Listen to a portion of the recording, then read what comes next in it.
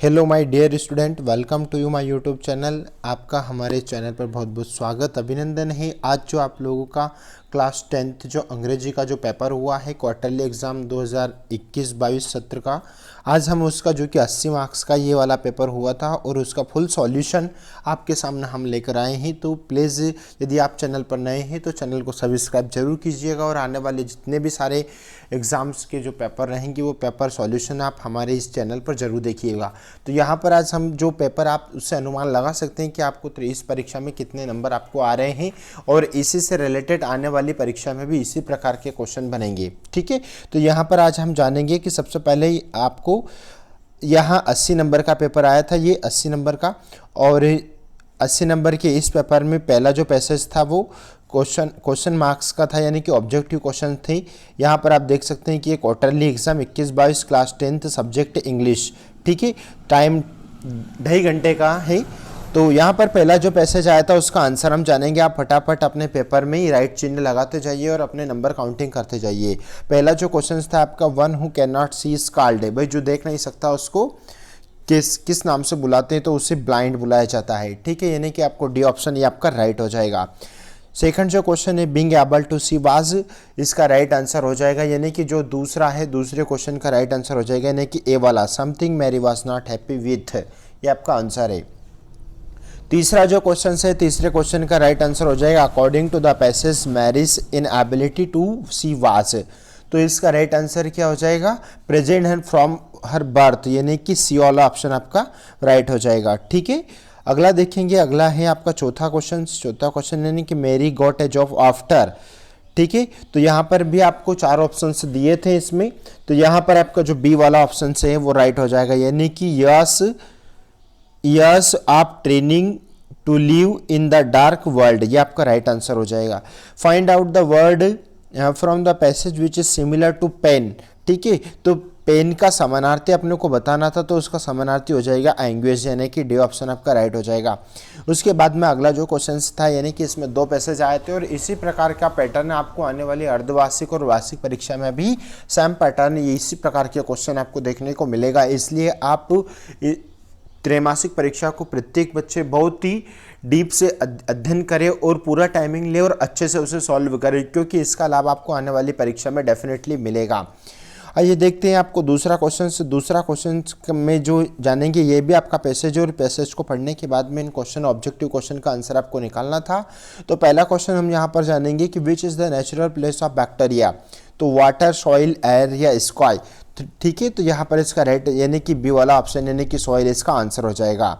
ठीक है, अगला क्वेश्चन देखेंगे कि वैक्यूम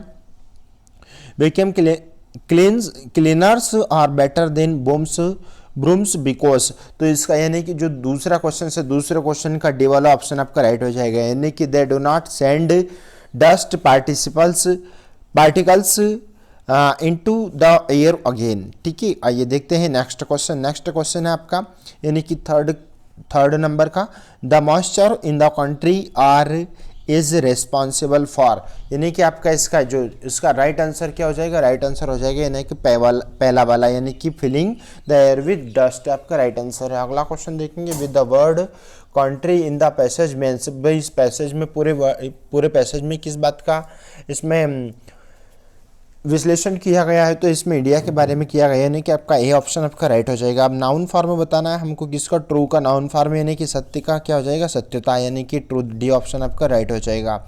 आइए देखते हैं, हम आपको नोट्स और समरी बनाना था, तो यहाँ पर नोट्स, समरी और टाइटल निकालना था, तो गेम्स के ऊपर पूरा ये रिलेटेड है। तो इम्पोर्टेंस ऑफ गेम्स, ये आपका टाइटल हो जाएगा, क्या हो जाएगा टाइटल, इम्पोर्टेंस ऑफ गेम्स। ठीक है, और नोट्स बनाना था, तो नोट्स बच्चों आप लोगों को हमेशा पॉइंट टू पॉइंट यानी कि पॉइंट में नोट्स बनाना था। ठीक है, इन पॉइंट्स में आपको नोट्स बनाना था, यानी कि 3-4 पॉइंट आपको लेना था। और समरी यानी कि इस जो पैसेज आया था, इस पैसेज का लगभग 30% है ना, जो इम्पोर्टेंट लाइन है उन लाइनों को आपको समरी में नोट्स से उठाकर आपको समरी तैयार करना था। ओके, आइए देखते हैं नेक्स्ट क्वेश्चन क्रमांक 4 है। क्वेश्चन क्रमांक 4 में आपको इसको लिविंग सर्टिफिकेट यानी कि एसएलसी जिसको आप टीसी भी कहते हैं, उसका एप्लीकेशन आप लोगों को लिखना था। ठीक है, तो उसका एप्लीकेशन आप चाहें तो हमारे चैनल पर सर्च कर सकते हैं और डेफिनेटली आपको एसएलसी या फिर एक साथ 5 या 6 एप्लीकेशन का अध्ययन करने का हमने एक वीडियो बनाया है, आप उसे ज़रूर देखें। नेक्स्ट देखेंगे हम नेक्स्ट वन, यानी कि आपको ऐसे लिखना था। तो ऐसे वैसे बच्चों आप लोगों को यहाँ पर 200 वर्ड्स दे रखा है, लेकिन आप 200 नहीं, यदि 100 वर्ड भी यदि लिखते हैं तो डेफिनेटली आपको 4 नंबर मिलना चाहिए, क्योंकि यहाँ पर use of science in daily life है ना। यदि आपने साइंस के निबंध के यदि 3-4 पॉइंट भी लिख दिए ना, तो भी हमें जितना नॉलेज है उतना हम बता रहे हैं कि डेफिनेटली आपको 4 नंबर मिलना चाहिए। ओके, आगे जानेंगे हम। आगे है आपका उसके ओआर में क्वेश्चन आया था, यानी कि आप इंपॉर्टेंस ऑफ ट्री के ऊपर ले सकते हैं, है ना, या merits of demerits of mobile phones के ऊपर ले सकते हैं, स्वच्छता अभियान के अंतर्गत या हेल्थ एंड इनके। तो आपने पहला वाला साइंस वाला निबंध कर दिया होगा, इसमें कोई दिक्कत वाली बात नहीं है ही नहीं। ठीक है, नेक्स्ट कोविड-19 है ना, प्रिवेंशन किस प्रकार से रोकथाम किया जाए। ठीक है, कोविड-19 को, तो यहाँ पर उसके 6 पॉइंट दे रखे थे। इन 6 पॉइंट को जोड़कर अपने को लगभग 40 या 50 या 60 शब्दों में अपने को यहाँ पर लिखना था। 4 नंबर का क्वेश्चन था ये भी। ओके, नेक्स्ट जानेंगे। नेक्स्ट आपका फिल इन द ब्लैंक्स का क्वेश्चन था। तो फिल इन द ब्लैंक्स के इस क्वेश्चन में आपको अल्टरनेटिव एनी 5 करना था। यहाँ पर 6 क्वेश्चन दे रखे थे। ठीक है, तो 6 क्वेश्चन में पहला क्वेश्चन दे रखा था, ही नोस द बॉयज। तो रिक्त स्थान है ये, तो ये यहाँ पर विच हूँ और वेयर का प्रयोग, यानी कि क्लास से रिलेटेड सेंटेंस यहाँ बन रहा है। तो यहाँ पर जो पहला है, जो पहले का आंसर आ जाएगा, आप पेपर में टिक लगाते जाइए, यानी कि पहले का आंसर क्या आ रहा है, यहाँ पर पहले का आंसर यहाँ पर हूँ आ रहा है, WHO हूँ। ठीक है, अगला जानेंगे हम। अगला जो क्वेश्चन है आपका, अगला क्वेश्चन है, his brother is RJ in A local radio channel. तो यहाँ पर इन आर्टिकल्स आएगा, हमने आर्टिकल से रिलेटेड वीडियो बनाया है और चैनल पर उसे अपलोड किया है। तो आर्टिकल्स के वीडियो की भी आप अनिवार्यता देखें, और आर्टिकल से रिलेटेड जितने भी सारे आपके अंदर जो कॉन्सेप्ट है उसे डेफिनेटली आप क्लियर करेंगे, और उस एक ही वीडियो से आप बहुत कुछ सीखेंगे, ये हमारा वादा है। आगे जानेंगे हम। आगे जो क्वेश्चन आ रहा है, there is not water in the pool. ठीक है, तो सम, एनी और मैनी का यहाँ पर यूज़ करना था। तो यहाँ पर आपका आंसर में क्या आएगा, एनी आएगा। ठीक है, क्योंकि आपका जो सेंटेंस है वो नेगेटिव सेंटेंस है, इसलिए यहाँ पर एनी का यूज़ होगा। आगे जानेंगे हम। आगे ही हैज़ रिटर्न। ठीक है, यहाँ पर मैनी प्लेस आ रहा है, तो यहाँ पर हमेशा पास्ट पार्टिसिपल यानी कि थर्ड फॉर्म का यूज़ होता है, इसका मतलब यहाँ पर इसमें आंसर रिटर्न आएगा। ओके, आगे देखेंगे कि आई टेक योर पेन। ठीक है, तो यहाँ पर इसमें में आएगा, MAY में आएगा। एक और जो क्वेश्चन यहाँ पर दिखाई नहीं दे रहा है बच्चों, लेकिन फिर भी हम प्रयास करेंगे कि जो क्वेश्चन था वो था वी, फिर रिक्त स्थान था to follow the traffic rules. तो इसमें आउट, शुड और मस्ट 3 ऑप्शन आए थे, तो हम उसका आंसर आपको बता रहे हैं, यानी कि उसमें 6ठा जो क्वेश्चन है उसमें मस्ट आंसर आएगा। ओके, आगे देखेंगे डू इज डायरेक्टेड के क्वेश्चन से। डू इज डायरेक्टेड के क्वेश्चन में आपको सॉल्व करना था। ठीक है, तो he did his work well, यानी कि पहले तो हमने को सेंटेंस को पहचानना था। तो आपका जो सेंटेंस है ये पास्ट इंडेफिनिट का सिंपल सेंटेंस है, और यदि पास्ट सिंपल का इंडेफिनिट यदि सिंपल अफर्मेटिव सेंटेंस आता है तो उसको नेगेटिव यदि बनाते हैं तो इस प्रकार से उसका आंसर बनता है। आप नोट कीजिएगा कॉपी में, उसका आंसर बनेगा ही डिड नॉट, और जो डिड है, डिड मैन वर्ब है, डिड से डू हो जाएगा, डू हिज वर्क वेल, ये पूरा आंसर बन गया आपका। ठीक है, क्या बना आपका answer, he did not do his work well, ये आपका पूरा आंसर बन गया नेगेटिव। दूसरा प्रश्न है आपका, the boy is my cousin, the boy has won the race. Combine the sentence into a relative clutch का यूज करना है आपने को। तो यहाँ पर किसी व्यक्ति की बात हो रही है इस क्लच के अंतर्गत, तो वहाँ पर भी हमेशा हूँ का यूज होता है। तो यहाँ पर दोनों सब्जेक्ट सेंटेंस में 2 सेंटेंस दे रखे हैं, यानी कि द बॉय, तो किसी एक सब्जेक्ट को हम सबसे पहले लेंगे, यानी कि सबसे पहले हम लेंगे द बॉय। ठीक है, आपने जैसे द बॉय लिख दिया, द बॉय के बाद में द बॉय, और हम यहाँ पर हूँ का यूज़ करेंगे, the boy who is, the boy who is, the boy who is won the race, won the race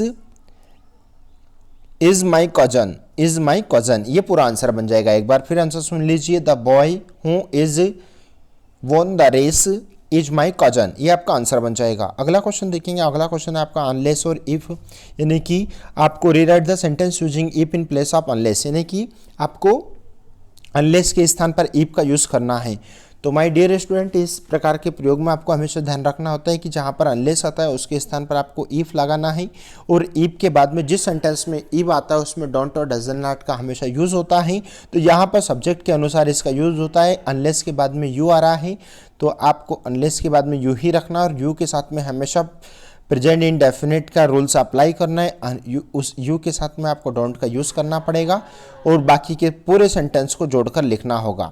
यानी कि आपने आंसर क्या बनाया पूरा सुन लीजिए। If you don't work hard you will fail, if you don't work hard you will fail, आपका ये पूरा आंसर बन जाएगा। अगला क्वेश्चन देखेंगे हम। अगला क्वेश्चन से आपका they are selling their house, यानी कि हमको प्रेजेंट परफेक्ट में सेंटेंस को चेंज करना है। चौथे प्रश्न को they are selling their house, इसका जो चौथा प्रश्न है इसको प्रेजेंट के परफेक्ट में चेंज करना है। यानी कि यहाँ पर प्रेजेंट के परफेक्ट में क्या होता है, दे, आई वी यू, दे के साथ में आपको हैव का यूज करना है, और ही शीट और नेम के साथ में हैज, दे आया है इसलिए मैं क्या लगाऊंगा हैज, और शेल का थर्ड फॉर्म यानी कि sold their house, sold their house, ये आपका पूरा आंसर बन जाएगा। क्या आंसर बन रहा है आपका, they has sold their house, ये पूरा आंसर बन रहा है आपका। ओके, अगला क्वेश्चन देखेंगे, क्वेश्चन क्रमांक 5 यानी कि Aman is very intelligent, he can pass this exam easily. ठीक है, तो यहाँ पर आपको यूज़ ऑफ सो दैट का प्रयोग करना होगा। तो इन फ्यूचर में जब भी माय डियर स्टूडेंट यदि आप लोगों को यूज़ ऑफ सो दैट का प्रयोग आता है तो इस बात का आप ध्यान रखना हमेशा, या तो सेंटेंस में टू आएगा या फिर वेरी आएगा, या फिर हेल्पिंग वर्ब के बाद में हमेशा अपने को सो का यूज़ करना होता है। तो यहाँ पर सेंटेंस में वेरी आया तो वेरी के स्थान पर सबसे पहले तो अपन सो लगा देंगे, और दोनों सेंटेंस के बीच में यानी कि दैट से प्रयोग कर देंगे, जोड़ देंगे। अब दैट के बाद में हमेशा इस बात का ध्यान रखना होता है कि subject plus can not could not का यूज करना होता है। तो यहाँ पर जो सेंटेंस है आपका, सेंटेंस में he can already subject they रखा है। ठीक है, तो उसके बाद में हम चाहे तो इस सेंटेंस में देखो ऑलरेडी सब्जेक्ट और हेल्पिंग वर्ब दे रखा है, इसलिए हम उस सेंटेंस को हम जोड़ देंगे, पूरा हमारा आंसर बन जाएगा। Aman is so intelligent that he can pass this exam easily. Okay, अगला क्वेश्चन जानेंगे हम। अगला क्वेश्चन है आपका यानी कि he fought like a lion, ये यहाँ पर आपके लिए 10th के बच्चों के लिए बहुत ही नया क्वेश्चन है ये। Which of the figures of speech has been used in the above sentence. Figure of speech, figure of speech क्या होता है, यानी कि आपको he fought like a lion इस सेंटेंस में आपको अलंकार पहचानना है। फिगर ऑफ स्पीच मीन्स क्या होता है, अलंकार। ठीक है, तो यहाँ पर ही फाउट लाइक लायन, भाई इसमें यहाँ पर किसी दूसरे व्यक्ति की तुलना की जा रही है, किसी दूसरे व्यक्ति से तुलना, वह किसके समान लगता है, वह एक शेर के समान लगता है। तो यहाँ पर आपको जो राइट आंसर हो जाएगा सिमली। ठीक है, यानी कि उसकी किसी दूसरे से उसकी उपमा की गई है, तो यहाँ पर आपका राइट आंसर हो जाएगा सिमली। आइए देखते हैं नेक्स्ट क्वेश्चन। नेक्स्ट क्वेश्चन है आपका सेक्शन डी। और माय डियर स्टूडेंट, यदि आप चैनल पर नए हैं तो चैनल को सब्सक्राइब जरूर कीजिएगा, क्योंकि आने वाली परीक्षा से रिलेटेड जितने भी सारे पेपर हैं उन पेपर का फुल सॉल्यूशन आपको हमारे इस चैनल पर देखने को मिलेगा। ठीक है, और हमारा प्रयास ये भी रहता है कि एग्जाम से पहले भी हम कुछ क्वेश्चंस आपको प्रोवाइड डेफिनेटली करवाते हैं, तो आप उन क्वेश्चंस को, हम जो क्वेश्चंस देते हैं समझ लीजिएगा कि वो क्वेश्चन आपके एग्जाम में 100% आ रहे हैं, इस बात को आप विचार भी नहीं करना है। हमने पास्ट के कुछ वीडियो में जैसे कि साइंस के निबंध या इससे रिलेटेड कुछ क्वेश्चन आंसर भी दिए थे, या एप्लीकेशन के बारे में बताता, तो वो बिल्कुल सॉलिड आया है। तो आप आने वाले एग्जाम में भी जो क्वेश्चन हम देते हैं आप उसे इंपॉर्टेंट मानिएगा, और उसी से रिलेटेड क्वेश्चन बनते हैं। यहाँ पर आपका जो क्वेश्चन जानेंगे हम सेक्शन डी में, यानी कि यहाँ पर भी हमें आपको कोई 4 ऑप्शन में से एक ऑप्शन राइट करना था। तो पहला जो क्वेश्चन का राइट आंसर हो जाएगा बंच ऑफ क्रोक्स। क्या राइट आंसर हो जाएगा, बंच ऑफ क्रोक्स। दूसरा जो प्रश्न है, दूसरा प्रश्न व्हाट डिड क्लाउस से ऑन द पोइट, तो इसका राइट आंसर क्या हो जाएगा, इसका राइट आंसर हो जाएगा डस्ट ऑफ स्नो। तीसरा प्रश्न है what does ice symbolise in the poem fire and ice, इसका राइट आंसर क्या हो जाएगा, इसका राइट आंसर हो जाएगा हेट्रेड, यानी कि सी ऑप्शन आपका राइट है। अगला जानेंगे how does Nelson Mandela define the meaning of coverage, तो ट्रिम्प ओवर फियर, या ट्रिम्प ओवर लव, या ट्रिम्प ओवर पॉवर्टी, तो ट्रिम्प ओवर सेल्फिश, तो डी ऑप्शन इसका राइट हो जाएगा, यानी कि ट्रिम्प ओवर पॉवर्टी। ठीक है, डी ऑप्शन आपका राइट है। प्रश्न क्रमांक 4 यदि देखेंगे तो प्रश्न क्रमांक 4 में व्हाई डिड नॉट ना pilot turn the aeroplanes back towards Paris, तो आपका राइट आंसर हो जाएगा सी ऑप्शन, यानी कि he did not want to miss the breakfast. अगला प्रश्न देखेंगे। अगला प्रश्न है प्रश्न क्रमांक 7, यानी कि प्रश्न क्रमांक 7 है आपका, how does the caged tiger react to the visitor. तो आपका राइट आंसर क्या हो जाएगा, यानी कि आपका राइट आंसर हो जाएगा प्रश्न क्रमांक 7 का राइट आंसर हो जाएगा, यानी कि फर्स्ट ऑप्शन, यानी कि ही इग्नोर्स देम। ओके, अब उसके बाद में आपको पोयम आई है और पोयम में भी आपको पोयम पढ़ने के बाद में आपको आंसर निकालना था। तो पहला जो क्वेश्चन से from which poem above lines have been taken, तो किससे ली गई है, ये ली गई है ए टाइगर इन द जू। किससे ली गई है, ए टाइगर इन द जू। दूसरा प्रश्न है, दूसरा प्रश्न आपका, what does he stare at, तो कास्ट नाइट या स्टार्स, तो राइट आंसर हो जाएगा आपका सी, यानी कि स्टार्स।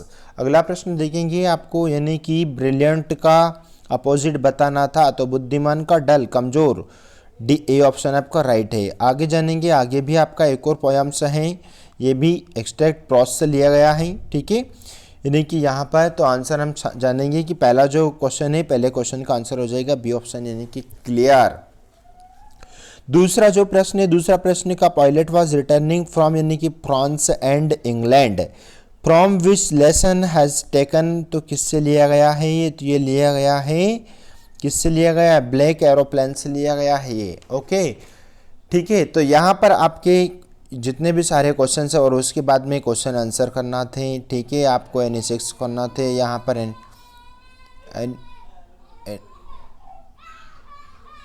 NA2 करना था, यहाँ पर भी NA2 करना था, और इस प्रकार से आप चैनल पर बने रहिएगा और मोस्ट इम्पोर्टेंट्स वीडियोस हम आपके लिए आने वाले टाइमिंग में लेकर आएंगे। यदि आपको हमारा वीडियो अच्छा लगा तो माय डियर स्टूडेंट, आप चैनल को सब्सक्राइब कीजिएगा, लाइक शेयर कीजिएगा और दोस्तों मित्रों में शेयर कीजिएगा। हमारे द्वारा बताए गए हैं प्रत्येक वीडियोस बिल्कुल 100% सत्यता के आधार पर ही हम यूट्यूब पर वीडियो अपलोड करते हैं, ठीक है। Thank you so much.